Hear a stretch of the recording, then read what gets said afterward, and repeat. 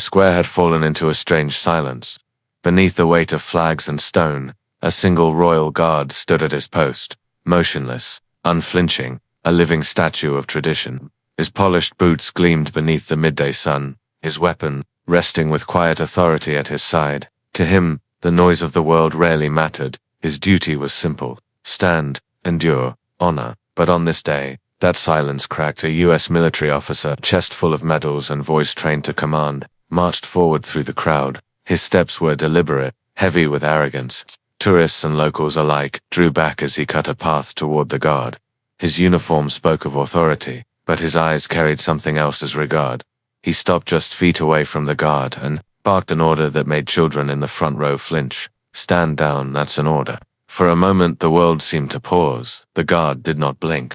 His stare remained fixed forward, his hands unmoving, as if carved into the very stone beneath his feet.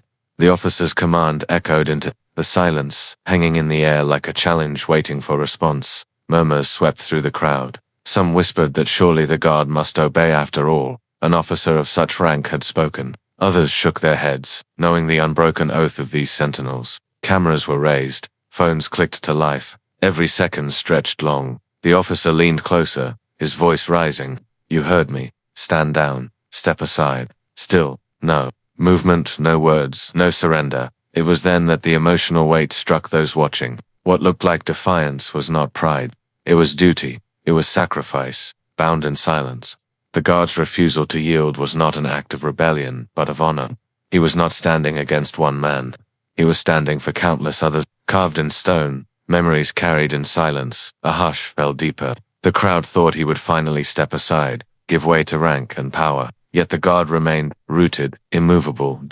And in that moment, as tension hung like a blade in the air, something shifted in the hearts of all present. They saw not just a man in uniform, but the embodiment of a promise that some traditions cannot be shouted down, cannot be ordered away. The crowd thought he would yield, but in the next breath, the world saw what honor truly means. The stillness of the guard seemed unshakable, but that moment of defiance did not begin in the square. It was born years earlier, in quiet places of memory and loss.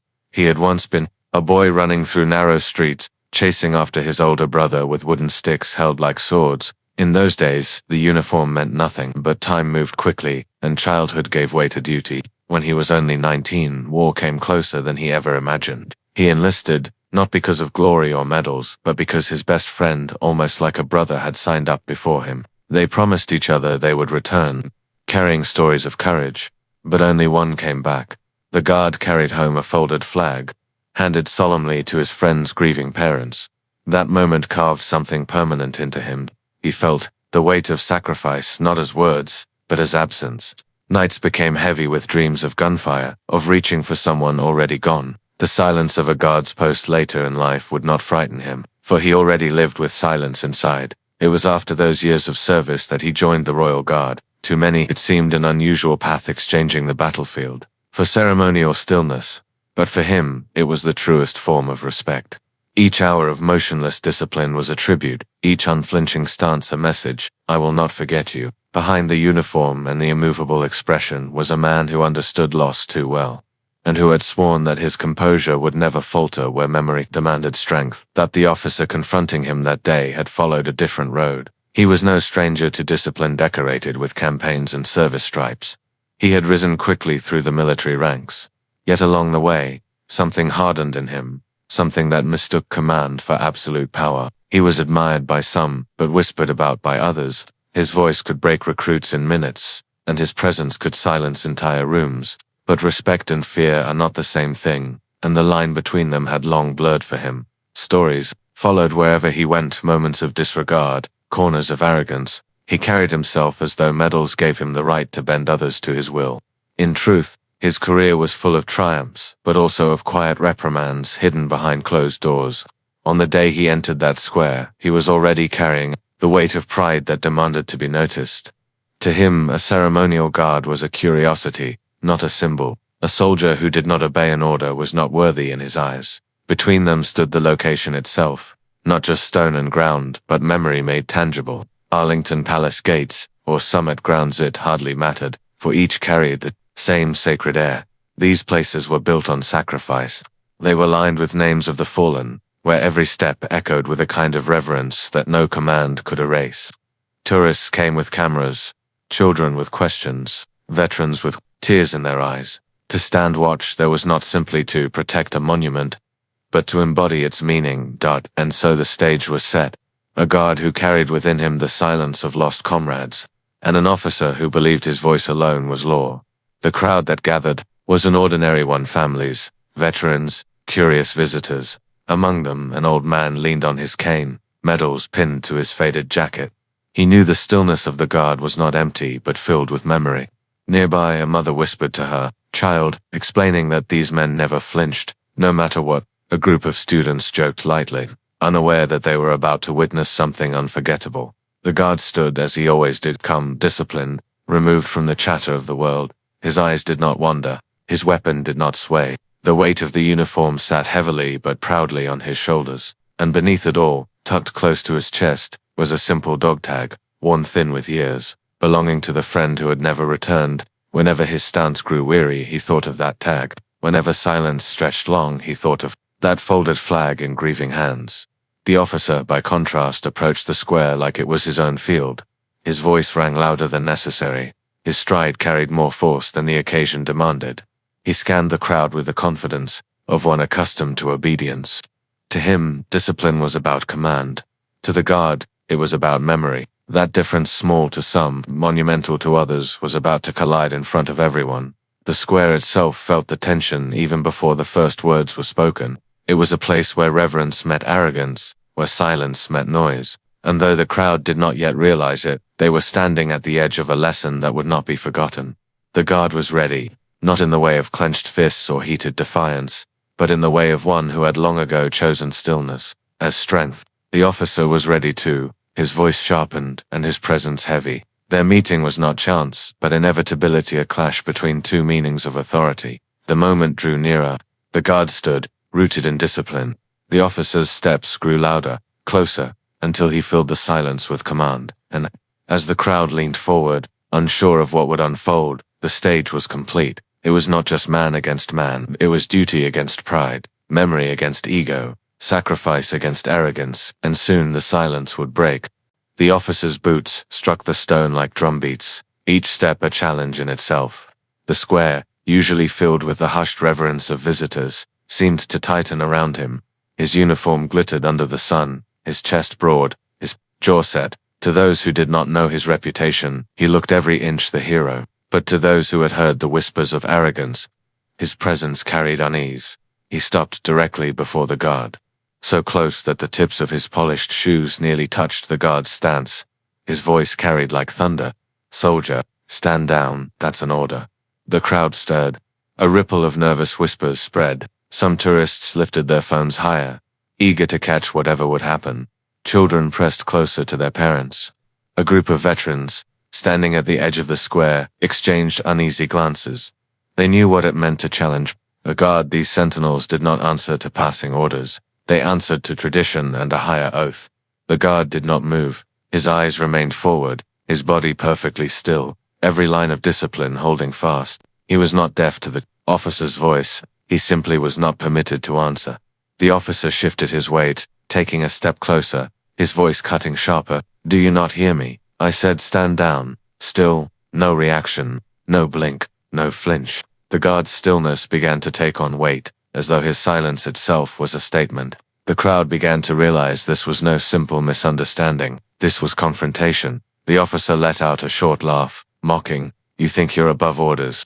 You're just a statue in uniform." His words hung in the air. Children frowned, sensing cruelty. A woman gasped softly. The veteran stiffened, jaws tightening. One of them muttered, "He doesn't understand." But the officer pressed further. He circled slowly, boots scraping against the stones, eyeing the guard from every angle like a predator stalking prey. "Tell me," he said loudly, for all to hear, "how long do you plan to stand there pretending you matter? You stand still, but you achieve nothing." The guard's weapon gleamed faintly. In the light, his grip did not shift, his jaw did not clench. His body remained the perfect embodiment of the oath he carried. And yet the crowd could feel the tension winding tighter, like a rope stretched to its breaking point. Children in the front clutched their parents' hands. One little girl asked in a whisper, "Mummy, why doesn't he move?" Her mother hushed her, her eyes fixed on the unfolding spectacle. Tourists lifted their cameras higher now. Every second was being captured. Dozens of lenses focused, recording the clash of noise against silence. Reporters who happened to be nearby turned their attention quickly, sensing a story that might explode beyond the square. The officer's tone hardened. "Answer me now." Nothing. The silence was more powerful than words. It was not arrogance, it was the guard's oath, and that silence seemed to burn the officer more deeply than any shouted defiance ever could. His voice rose again, echoing, "You disgraced the uniform by ignoring me." The veterans could no longer stay quiet. One spoke up, his voice steady. "Sir, he cannot answer, he will not answer. That is his duty." But the officer waved him off with a sharp hand, eyes narrowing on the guard. Duty. Duty to what? To silence, to standing still like a fool. Anger flashed across faces in the crowd. Some shook their heads, others muttered under their breath. The arrogance was plain. Yet through it all, the guard remained still. His back did not bend, his gaze did not falter. The officer stepped even closer, his face inches away, his breath brushing against the guard's cheek. "Look at me. Acknowledge me." The guard did not. His discipline was iron. The officer smirked, raising his voice further so the entire square could hear. "Pathetic. A child could do what you do, stand here and pretend it means something." Gasps rippled through the crowd. A boy in the front row clenched his fists, whispering fiercely, "He's not pathetic." The child's father placed a hand on his shoulder, eyes still fixed on the confrontation. The veteran's eyes burned with anger now. They knew the guard's silence was the purest form of strength. To them, every second of immobility was a tribute to those who could no longer stand. The officer, blind to the meaning, pressed harder. He tapped the guard's shoulder with a mocking pat. The crowd stiffened at the contact. A woman cried out, "Don't touch him," but the guard did not move. His training forbade it. His honor demanded restraint. Reporters shouted questions now, their microphones raised. "Sir, why are you ordering him? Is this an official command?" The officer ignored them. His focus was locked on breaking the man before him. "Move," he hissed, his voice low and dangerous. "You will obey me." The guard's silence was deafening. His discipline radiated like a wall. In that moment, his stillness was no longer just about duty. It was about something deeper. Every insult thrown, every order barked, every shove of arrogance only sharpened the contrast. The officer wielded noise, but the guard wielded silence. The square had become divided. On one side, murmurs of outrage swelled. Veterans muttered prayers. Parents shook their heads. Children pressed closer in fear. On the other, cameras recorded endlessly, capturing the arrogance in high definition. Phones streamed live. Social media lit up. Within minutes, thousands would be watching. The officer did not realize he had already lost in the eyes of many. He mistook silence for weakness, when in truth it was power. The confrontation stretched long. Seconds dragged. The air grew heavy. The crowd's emotions bore a mixture of fear, anger, awe, and yet, through it all, the guard remained unshaken. His posture was as steady as the monuments around him, his stillness a living reminder of discipline that no command could break. The officer, however, was unraveling. His face reddened, his jaw tightened, his hands curled into fists. He had expected obedience. Instead, he found himself shouting into an ocean of silence, and though no one could know it yet, that silence was about to shatter. The line had been tested. The respect of the crowd had shifted. The officer had mocked, ordered, touched, and insulted. And in that moment, the only question that remained was simple. How far would he go, and what would the guard do when the line was truly crossed? The officer's voice, sharp and commanding, had already bruised the air of the square. His insults echoed through the silence, bouncing off stone and memory alike. But now his patience, stretched thin by the guard's stillness, snapped like a brittle branch. He stepped closer than before, so close that the brass buttons on his coat nearly brushed against the guard's immaculate uniform. His hand twitched, and then, in a single act that shifted everything, he shoved the guard's shoulder. The crowd gasped in unison. The sound of dozens of voices sucking in breath filled the square. For many, the shove crossed an invisible line, a boundary that tradition itself had drawn and held sacred for generations. The guard's body absorbed the push, shifting no more than an inch. His boots, polished to a mirror's shine, remained anchored. His weapon stayed at his side, unwavering, his eyes forward, steady, did not flicker. It was as though the officer's aggression had collided with stone itself. For a long second, the officer smirked, convinced he had broken through. he whispered, low and venomous, so that only those nearest could hear. You're nothing but a mannequin, a painted toy soldier.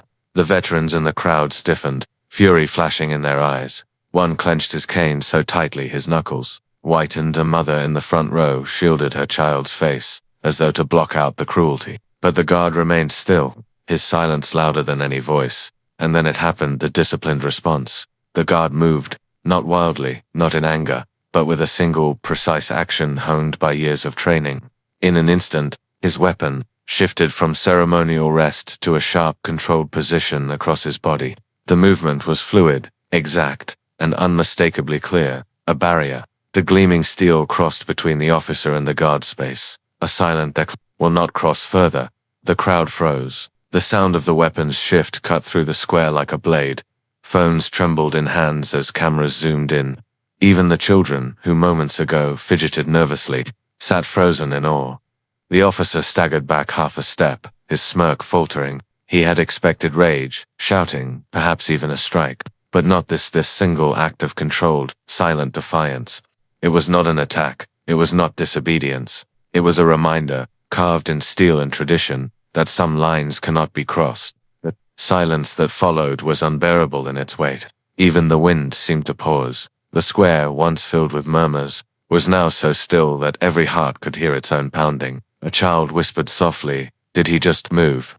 The words floated through the still air, innocent yet piercing. The veterans exchanged glances, eyes gleaming with pride. They had seen countless confrontations in their lifetimes, but never had they witnessed discipline so pure. One muttered under his breath, "That's what honor looks like." The officer, red creeping up his neck, tried to recover. He puffed, his chest, his voice louder now, desperate to regain the upper hand. "You dare raise your weapon to me," to an officer of the United States military. But his words, meant to intimidate, rang hollow against the echo of the guard's action. Everyone present had seen the truth. The guard had not threatened, he had defended. His stance was not aggression, it was protection. Protection of the oath, of the monument, of the silence that honored the dead. Reporters shouted questions from the edges, voices overlapping. "Did you see that? Is this a breach of conduct? Sir, why are you provoking him?" Their cameras clicked, furiously, immortalizing every angle. The officer's face contorted, torn between rage and humiliation. He raised his hand as if to shove again, but the crowd stirred now, restless and disapproving. Boos and shouts rang out. "Enough, leave him be, show respect." It was the people who had turned, where moments earlier they watched. In uneasy silence, now they became defenders too. Their voices grew louder, a chorus against arrogance. And yet the guard did not flinch. His weapon remained fixed in its disciplined line, his eyes forward, his face calm. He was untouched by the noise, unmoved by the officer's rage. In that moment, he became more than a man in uniform, he became the embodiment of stillness. A living reminder that true strength does not lash out, it holds steady. The officer, realizing the weight of dozens of eyes and cameras on him, faltered. He lowered his hand slowly, his voice cracking with frustration. "You think this makes you noble, you think silence is strength." The guard, bound by duty, did not reply, but his silence was an answer greater than any words could carry, and the crowd knew it.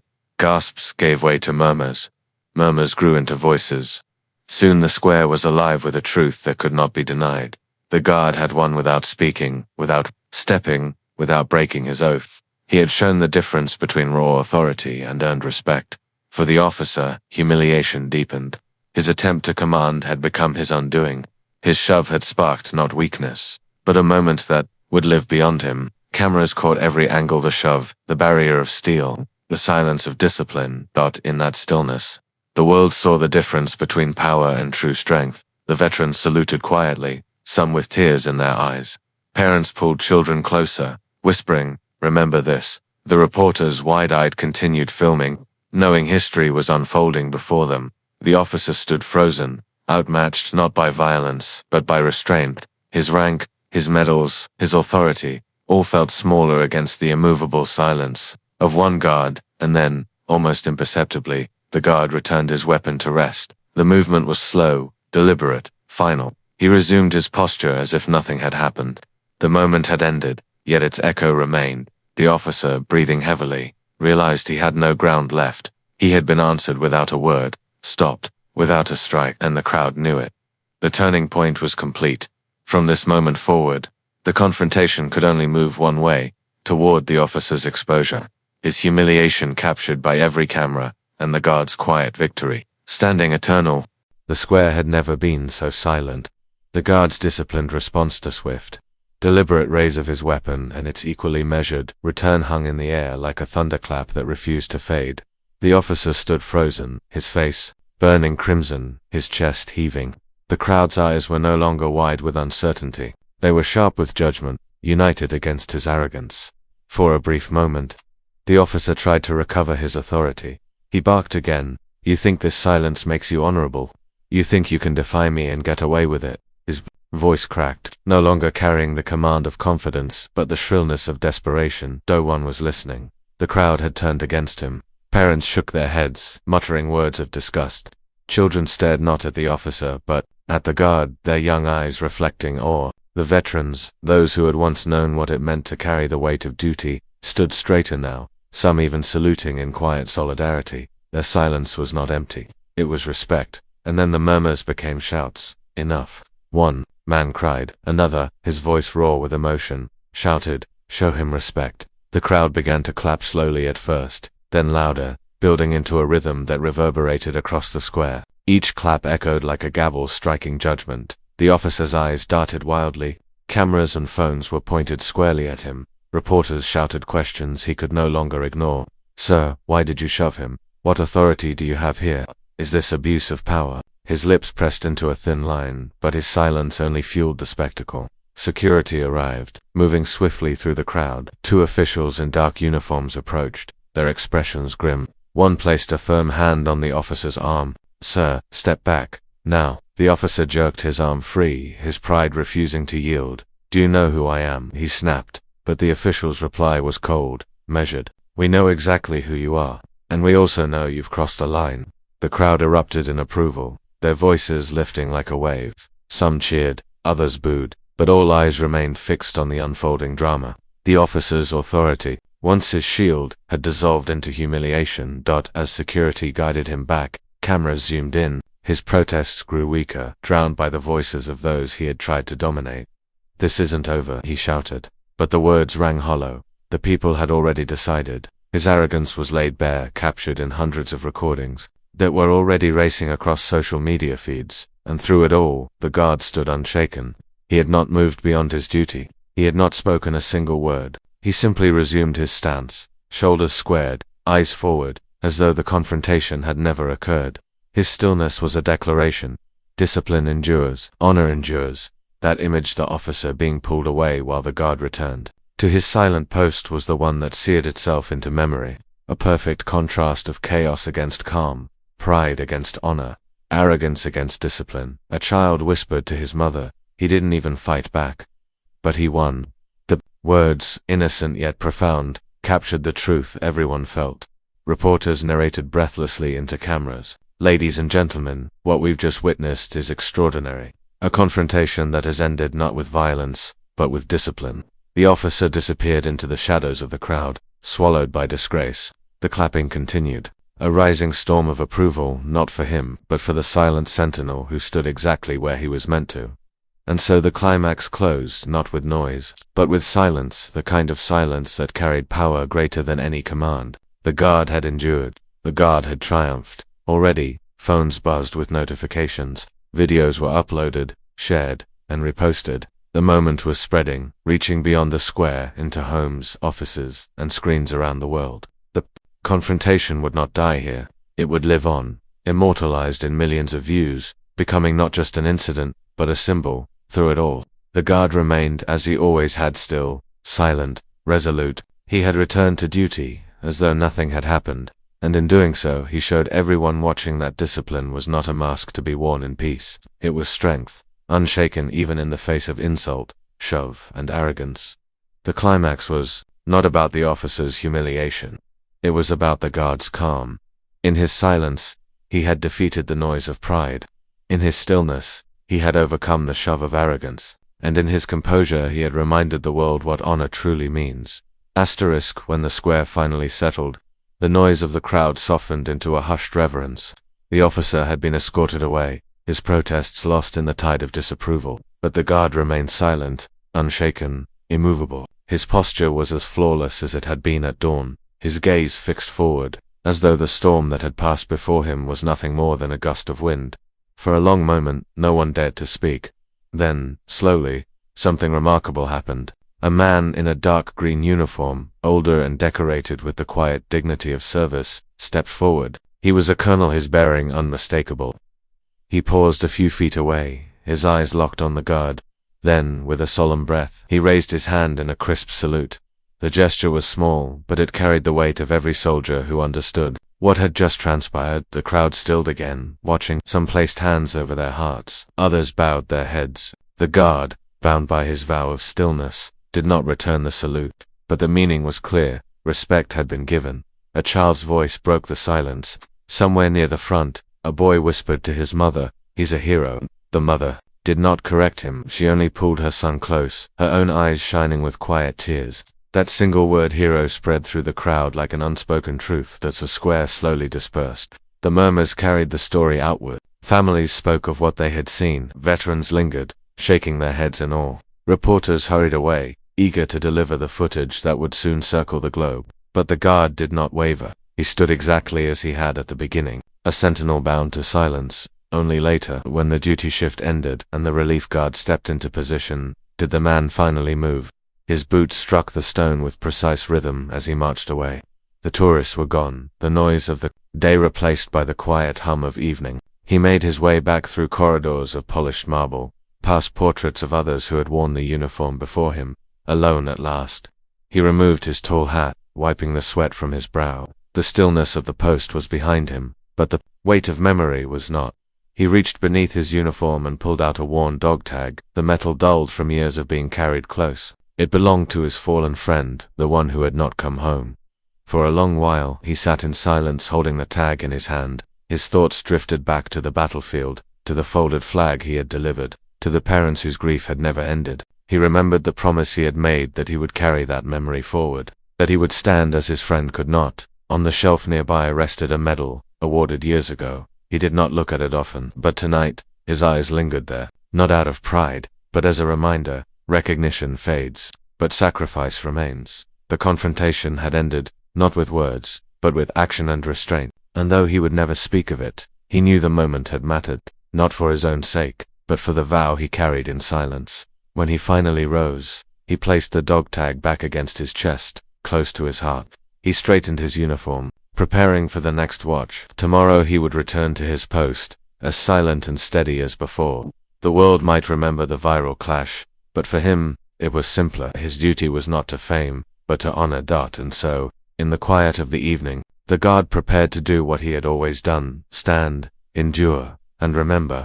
There are moments in history that slip by quietly, noticed only by those who happened to be present. And then there are moments that seize the attention of all who witness them, reverberating far beyond the walls where they occur. What happened between the guard and the officer was one of those rare moments, not because of shouting, violence, or spectacle, but because of the opposite, because of stillness, because of discipline, because of the unshakable choice to stand firm when every temptation demanded otherwise. Tradition is often mocked in a restless world. Some call it outdated, others dismiss it as symbolic ritual with no practical use. Yet tradition carries with it something deeper: memory, sacrifice, and the threads of countless lives woven together through time. The Royal Guard did not stand in silence for himself. He stood for those who could no longer stand, for the men and women whose final acts of courage had written the chapters of freedom. He stood for those names carved into stone, for those folded flags handed to grieving families, for every child who would one day look upon the uniform and ask what it meant. The officer who sought to command him that day failed to understand this. To him, authority was power. To the guard, authority was service. That distinction was everything. It was why the officer's words crumbled into nothing, while the guard's silence thundered louder than any shouted reply could have. The world that watched through phones and cameras saw a lesson unfold in real time. Strength does not always show itself in raised voices or clenched fists. Sometimes it is the refusal to bend, the quiet endurance that does not break under pressure. In that square, surrounded by doubt, noise, and confrontation, The God revealed that stillness itself can be the greatest show of strength, and the message spread. The video was replayed in living rooms, classrooms, and offices across the country. Veterans nodded knowingly, their eyes reflecting memories of their own oaths. Children asked their parents why the soldier had not spoken, and in those questions came the chance to explain what duty and honor truly mean. Even those far from military life found themselves moved. For, at the heart of it, the scene was not about uniforms or commands, it was about integrity. Every generation faces its tests. Some are fought on battlefields, some are fought in the quiet chambers of conscience. This was one of the latter, and though it may not enter official history books, it carved itself into the hearts of those who saw it. The God, nameless to most, became a symbol, not of defiance for its own sake, but of devotion to something greater than oneself. Perhaps that is why the child's whisper carried so much weight. He's a hero. Heroes do not always arrive with grand speeches or dramatic battles. Sometimes, they arrive in silence, in composure, in the steady reminder that promises matter. The God's heroism was not that he won an argument, but that he never allowed the argument to distract him from his vow. And so, as we look back on that moment, we are reminded of something universal. Tradition is not weakness. Stillness is strength. The world may change, authorities may rise and fall, but the core of honor remains steady. It is carried by those who choose to serve, to protect, and to remember. That's the narrator of this story. I leave you with this thought. Each of us faces moments, large or small, where we are tested. Sometimes it will be easier to bend, to walk away, or to compromise what we know is right. But strength is found not in surrender, but in the quiet resolve to stand. If this story moved you, share it, carry it forward. Let others know that silence can speak louder than words, and that tradition still has power in a restless age. Subscribe to stay with us for more stories of courage, integrity, and the lessons history continues to whisper. Support the legacy not of one man, but of the values that make service sacred, because in the end, the God's message was not his alone. It belongs to all of us who believe that dignity matters, that honor is worth defending, and that stillness, when born of truth, can change the world.